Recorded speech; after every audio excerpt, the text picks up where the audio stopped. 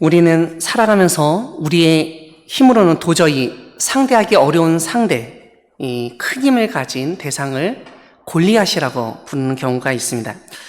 이것은 성경에 나오는 거인 골리앗에서부터 유래한 말입니다.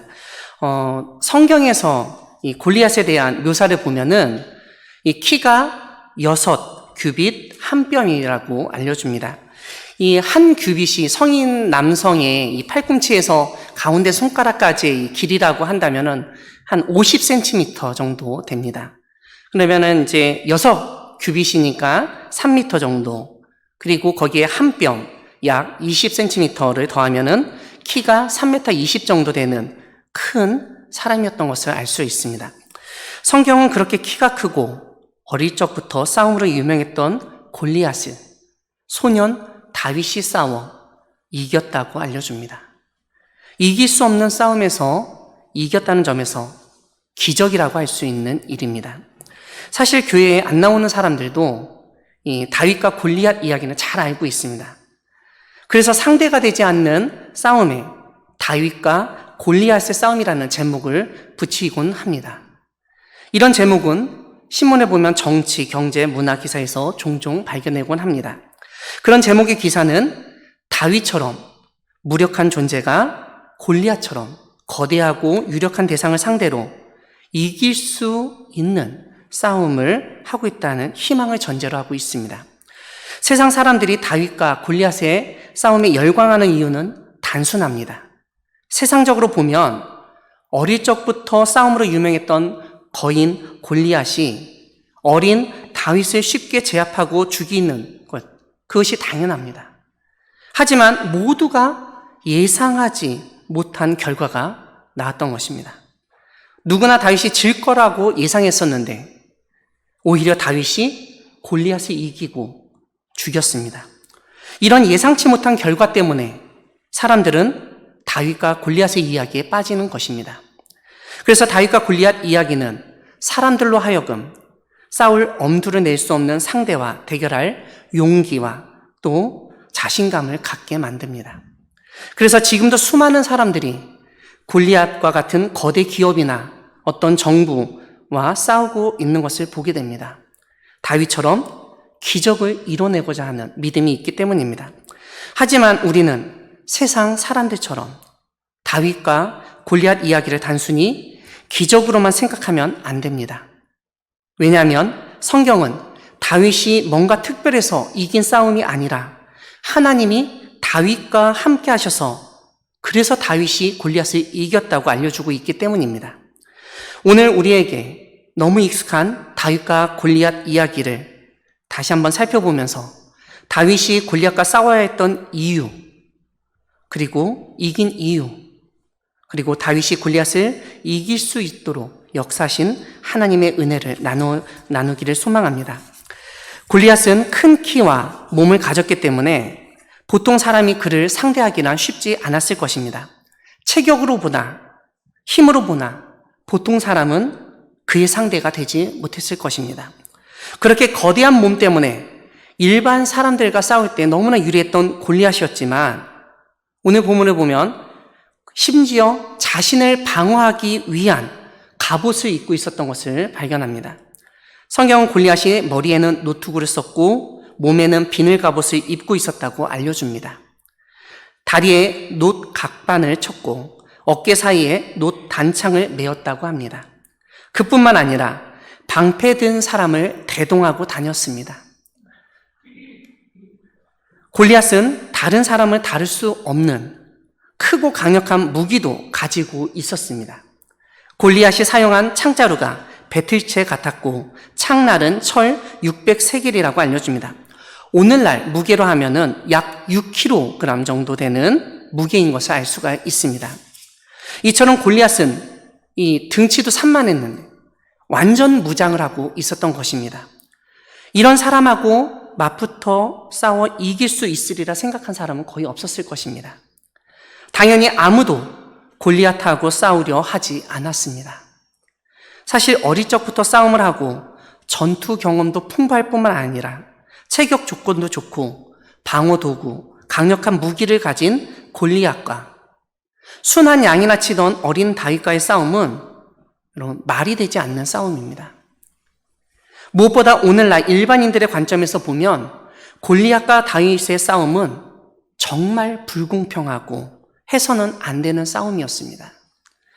골리앗과 다윗은 오늘날 우리 이제 체육계에서 사용하는 개념으로 말하면 체급이 완전히 달랐던 사람이기 때문입니다. 여러분들 격투기 보시면은 이제 체급이 나눠져 있습니다. 골리앗은 아마 우리 격투기 체급으로 보면 슈퍼 헤비급 아니면 무제한급이라고 할 수가 있습니다.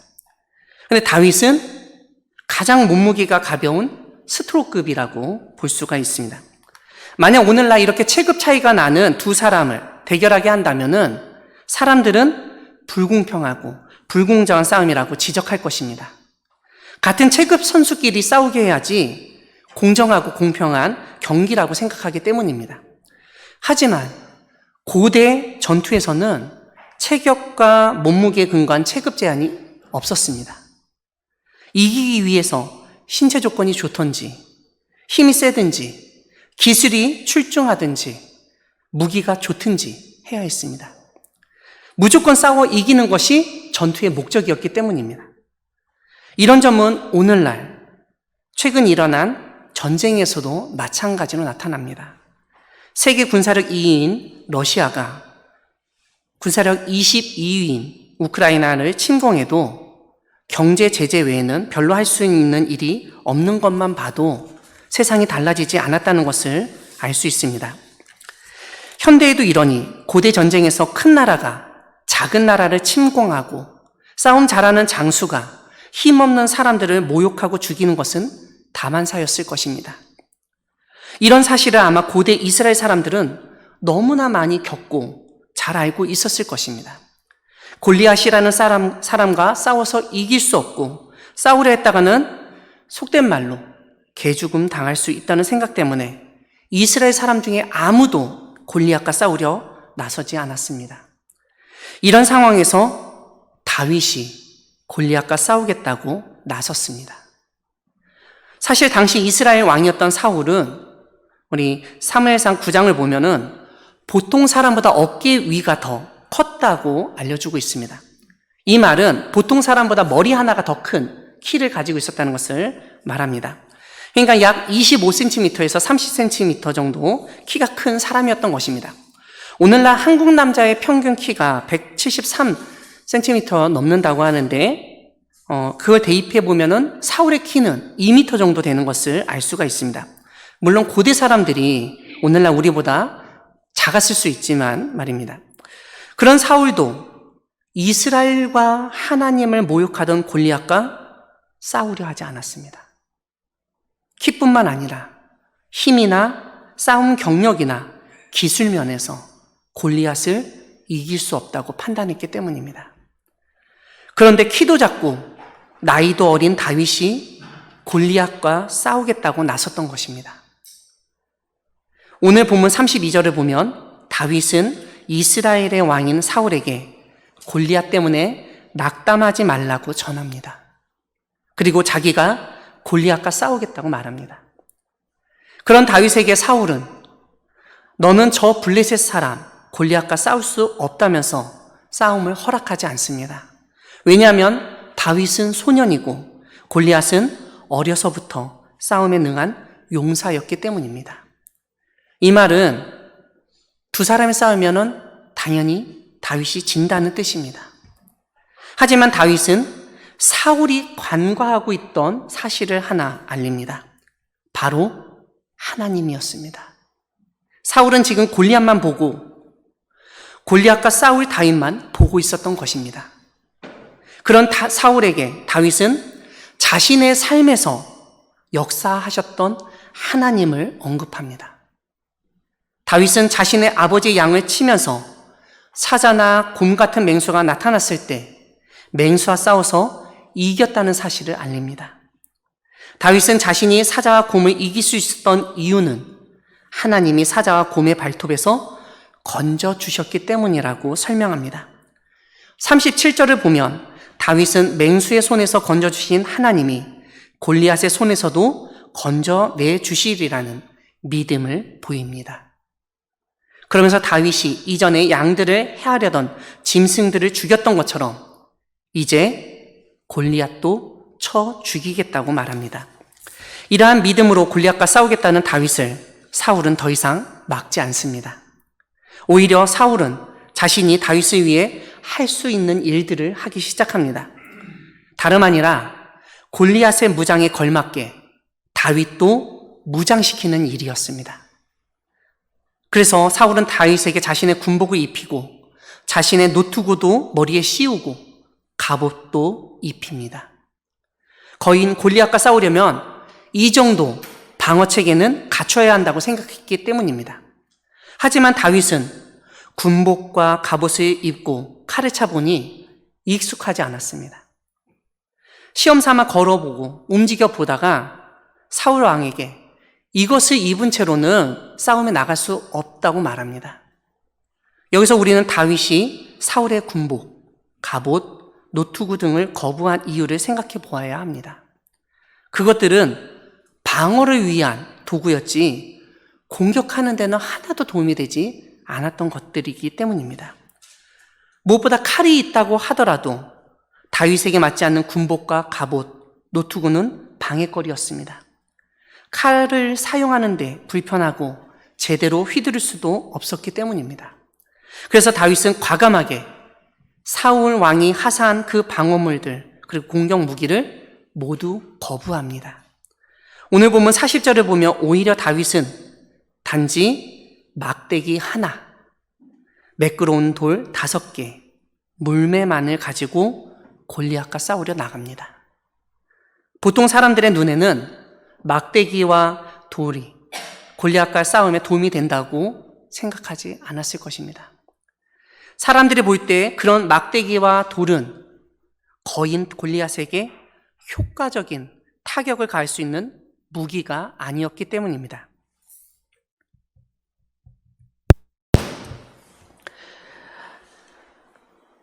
골리앗과 싸울 때 그런 무기가 필요하다고 생각하는 이유는 다름 아니라 그 싸움에서 무기를 가지고 골리앗을 이기려 하기 때문입니다. 물론 무기가 좋으면 상대를 쉽게 제압하고 이길 수 있습니다. 그런데 여기서 우리가 생각할 것이 있습니다. 이 다윗과 골리앗의 싸움은 단순히 누가 더 좋은 무기를 가지고 있느냐의 싸움이 아니었다는 점입니다. 이스라엘이 믿는 하나님이 함께 계시느냐, 그 하나님이 이스라엘을 구원하시느냐가 이 싸움에서 중요한 사실이었습니다. 이것은 다윗이 골리앗과 싸우려 한 이유에서도 확인할 수가 있습니다. 아무도 골리앗과 싸우려 하지 않을 때 다윗이 골리앗과 싸우려 했던 이유는 무엇이었습니까? 45절이 알려주듯 골리앗이 이스라엘의 하나님을 모욕했기 때문입니다. 무엇보다 골리앗이 이스라엘에 하나님이 없는 것처럼 굴었기 때문입니다. 그래서 이스라엘의 하나님이 계심을 알게 하기 위해서 다윗이 골리앗과 싸우려 했던 것입니다. 다윗은 자신의 믿음을 보여주기 위해서 사울이 하사하려고 했던 군복, 투구, 갑옷이나 칼을 버리고 막대기와 돌만 가지고 골리앗에게 나아갔습니다.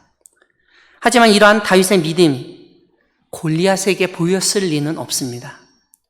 그래서 골리앗은 어린 다윗을 보고 업신여깁니다. 그뿐만 아니라 다윗이 막대기를 가지고 오는 것을 보고 화를 냅니다. 자신을 개로 취급한다고 느꼈기 때문입니다.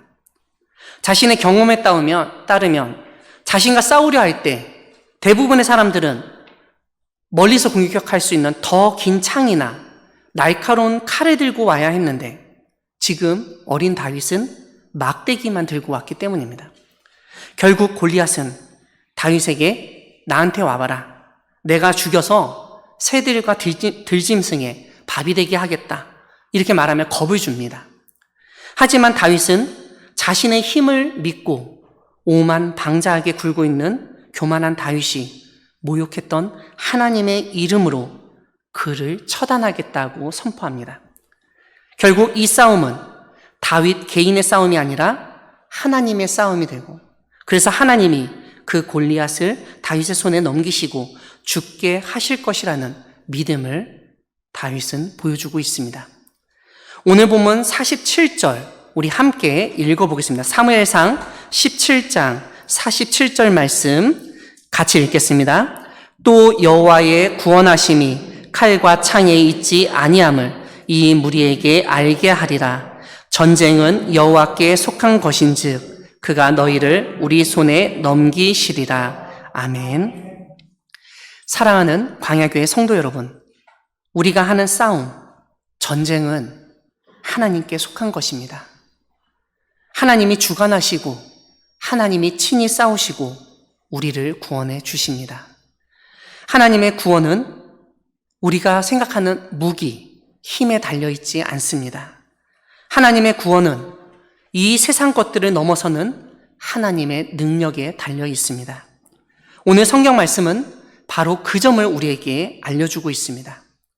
골리앗의 힘의 근원은 자신의 육체적 힘, 그리고 자신을 보호하던 방어 도구, 그리고 누군가를 쉽게 죽일 수 있는 칼과 창과 단창이었습니다. 하지만 다윗은 그런 골리앗에 맞서 단지 하나님의 이름과 막대기 하나, 매끄러운 돌 5개를 가지고 싸움에 나섰습니다. 하나님의 구원은 좋은 조건, 즉 육체적, 군사적, 전략적 조건으로부터 오는 것이 아니라 하나님으로부터 온다고 믿었기 때문입니다.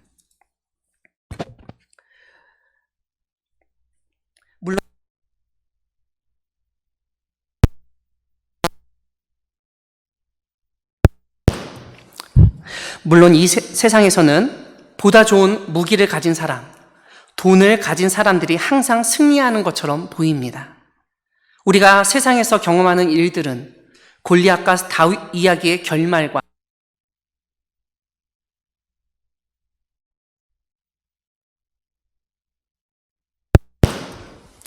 이 세상에서는 언제나 힘을 가진 자가 약한 자, 힘없는 자를 짓누르고 짓밟고 죽입니다. 그것이 인류의 역사였고 세계사에서 계속 반복됐던 일들입니다. 그래서 권력, 재력을 가진 사람을 보통 사람들은 두렵게 여기고 그들 앞에서 두려워 떨며 그들이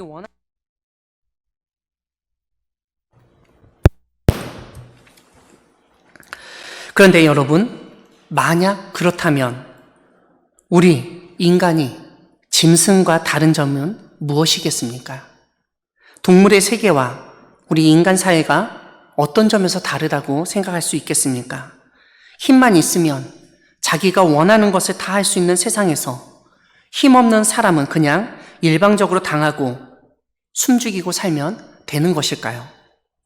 동물의 세계는 약육강식이 당연하지만 인간 사회는 그렇게 되면 안 됩니다.